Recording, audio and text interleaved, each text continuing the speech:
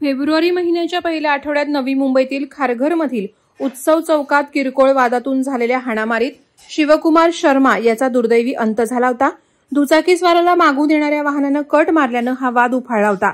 त्यातूनच काही कट्टरपंथी टोळक्यानं हेल्मेटने वारंवार डोक्यात प्रहार करून शिवकुमार शर्मा यांना संपवलं होतं। खारघरमध्ये या प्रकरणानं मोठी खळबळ माजली होती। अद्यापही हे प्रकरण नवी मुंबईकरांच्या स्मृतीतून जात नाही, तोच खारघरमध्ये पुन्हा एकदा याच घटनेची पुनरावृत्ती झाली। त्यामुळे मोठं दहशतीचं वातावरण निर्माण झालंय। खारघरमध्ये पुन्हा एकदा 2 गटात जबरदस्त वाद उफाळला, जोरदार हाणामारी झाली। मिळालेल्या प्राथमिक माहितीनुसार हा वाद देखील ओव्हरटेक केल्याच्या वादातूनच झाल्याचं समजतंय। एकाच बाईकवर ट्रिपल सीट बसलेल्या 3 अल्पवयीन मुलांमध्ये आणि कारमध्ये असलेल्या तरुणांमध्ये हा वाद झाल्याचं समजतं। ओव्हरटेक का केलं, कट का मारला असं विचारल्यानं हा वाद सुरू झाला।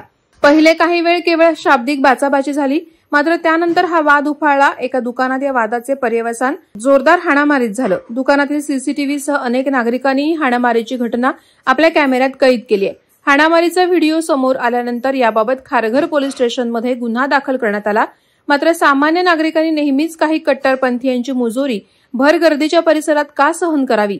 यातून पुन्हा शिवकुमार शर्मासारख्या एखाद्या निष्पाप नागरिकाचा जीव गेला तर काय करावं, असे अनेक प्रश्न नागरिक उपस्थित करतायत। या मुजोर तरुणांना आत घेऊन पोलिसांनी धडा शिकवावा अशी मागणी आता खारघरचे नागरिक करत आहेत। वादळवारा लाईव्हसाठी अमोल कांबळे, नवी मुंबई। नवी मुंबई व रायगड जिल्ह्यातील ताज्या बातम्या आणि घडामोडींसाठी सबस्क्राईब करा वादळवारा लाईव्ह चॅनल आणि दाबा बेल आयकॉन।